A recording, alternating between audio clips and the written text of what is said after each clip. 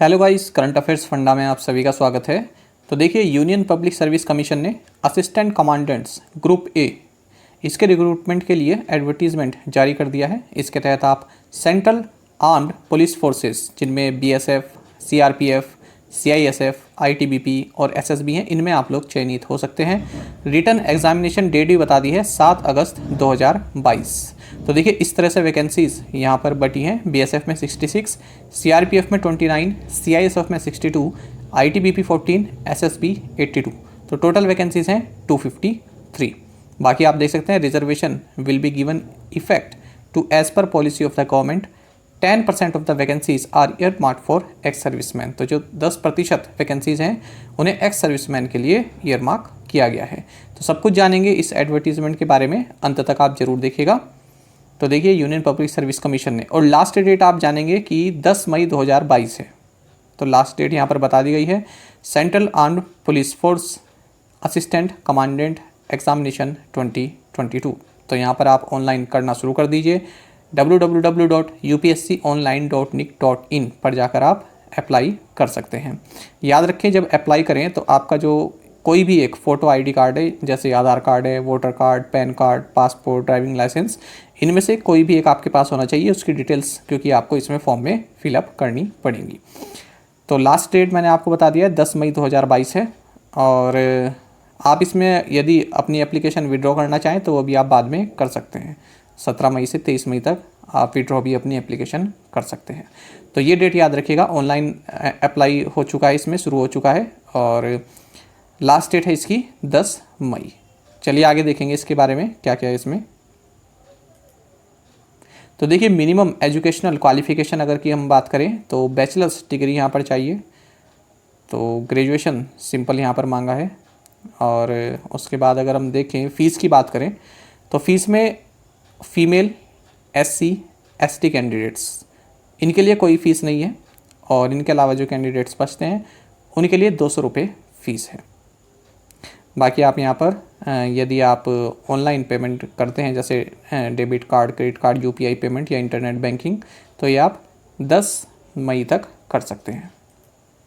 चलिए age limit देख सकते हैं। तो एज लिमिट देखें कि जो मिनिमम एज है वो आपकी 20 साल होनी चाहिए। A candidate must have attained the age of 20 years. तो 20 साल के आप पूरे हो चुके हों और 25 साल के ना हुए हों। Must not have attained the age of 25 years. 20 के आप हो चुके हों, 25 के ना हुए हों, और कब तक? 1 अगस्त 2022। ये जो है इसकी वो कट जो एक तरह से आप कट ऑफ डेट कह सकते हैं इसको। तो 1 अगस्त 2022 तक आप 25 साल के ना हुए हों और 20 साल के पूरे हो चुके हों। यानी कि 2 अगस्त 1997 से पहले आपका जन्म ना हुआ हो और 1 अगस्त 2002 के बाद ना हुआ हो। तो इसके बीच में यदि हुआ है तो आप इसमें अप्लाई कर सकते हैं। बाकी रिजर्वेशन वही है, मैक्सिमम ऑफ 5 ईयर्स, 5 साल तक की छूट है यदि आप एससी या एसटी कैटेगरी में हैं। 3 साल तक की छूट है यदि आप अदर बैकवर्ड क्लासेस में आते हैं। और 5 साल की छूट है यहाँ पर मैक्सिमम जो सिविलियन सेंट्रल गवर्नमेंट सर्वेंट्स हैं उनके लिए। बाकी आपको यहाँ भी बताया गया है कि एडमिट कार्ड, जो आपका ई एडमिशन सर्टिफिकेट है, ये जो आपकी एग्जामिनेशन डेट है उससे 3 हफ्ते पहले आपको इशू कर दिया जाएगा। नेगेटिव मार्किंग होगी इसमें रॉन्ग आंसर्स के लिए, ये भी आपको जानना चाहिए। और पेन एंड पेपर मोड में होगा, ऑनलाइन नहीं होगा। मतलब ये आपका जो है, आपको OMR शीट्स मिलेंगी, उसमें आपको black ball point pen use करके ये एग्ज़ाम देना होगा। सेंटर्स देख लेते हैं। तो देखिए, लगभग 45 ये सेंटर्स हैं। इनमें आप देख सकते हैं जो भी सिटी आपके पास पड़े वहाँ पर आप अप्लाई कर सकते हैं सेंटर के लिए। अच्छा, इसमें ये भी देखिए, first apply first allot basis पर जो है यहाँ पर सेंटर अलॉट किए जाएंगे। यानी कि जितना जल्दी आप अपने जो पास की सिटी है उसको चूज़ करेंगे उतना जल्दी आपको मिल पाएगा। यदि सेंटर एक बार फिलअप हो गया, जल्दी से भर गया, तो फिर कहीं और आपको भेजा जा सकता है। ठीक है, तो अब ये हो चुका है, ऑनलाइन अप्लाई करना शुरू हो चुका है, तो आप जल्दी से इसको अप्लाई कर सकते हैं क्योंकि first apply first allot basis है। चलिए अब जानेंगे सिलेक्शन प्रोसीजर के बारे में। तो देखिए, सबसे पहले रिटन एग्जामिनेशन होगा 7 अगस्त 2022 को। इसमें 2 पेपर होंगे। पेपर 1 ये 10 से 12 बजे तक होगा और पेपर 2 जो है ये 2 से 5 बजे तक होगा। तो 2 पेपर हैं इसमें, जानेंगे कौन कौन से हैं। पहला है general ability and intelligence test. तो ये 250 मार्क्स का है, 250 मार्क्स का है। और ऑब्जेक्टिव मल्टीपल आंसर टाइप होगा। इसमें जो क्वेश्चन और जो आपके ऑप्शंस रहेंगे ये इंग्लिश और हिंदी दोनों में रहेंगे। पेपर 2 की बात करें तो ये 200 मार्क्स का रहेगा। पहले वाला पेपर था 250 मार्क्स का, ये है 200 मार्क्स का। इसमें general studies, essay and comprehension रहने वाला है। तो देखिए इसमें जो आपका एसे वाला पार्ट है, general studies, essay and comprehension में जो आपका एसे वाला पार्ट है ये इंग्लिश और हिंदी दोनों में आप किसी में भी कर सकते हैं।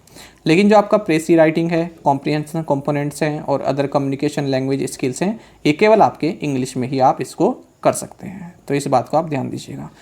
तो ये हो गया आपका पहली स्टेज रिटन एग्जामिनेशन, जिसमें पेपर 1 और पेपर 2 है। अब इसके बाद आता है physical standards, physical efficiency test and medical standard test. तो देखिए जो फिजिकल स्टैंडर्ड और मेडिकल स्टैंडर्ड इसके बारे में भी देखेंगे। पहले जान लेते हैं फिजिकल एफिशिएंसी टेस्ट में क्या है।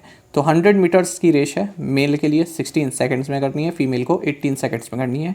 800 मीटर्स की रेस है, मेल्स को 3 मिनट्स 45 सेकंड्स में करनी है, फीमेल को 4 मिनट्स 45 सेकंड्स में करनी है। लॉन्ग जंप है 3.5 मीटर्स मेल के लिए, 3 मीटर्स फीमेल्स के लिए, 3 चांसेस यहाँ पर मिलेंगे।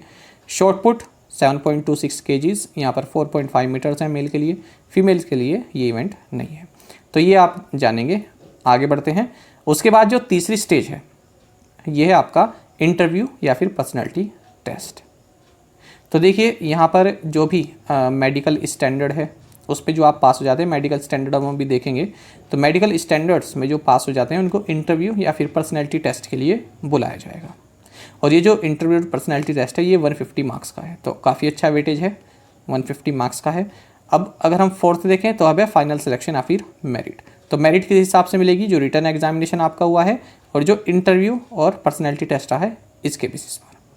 ठीक है, तो रिटर्न एग्जामिनेशन और इंटरव्यू या फिर पर्सनैलिटी टेस्ट, इसमें जो आप मार्क्स जो करेंगे उसके बेसिस पर आपको जो है फाइनल सिलेक्शन दिया जाएगा।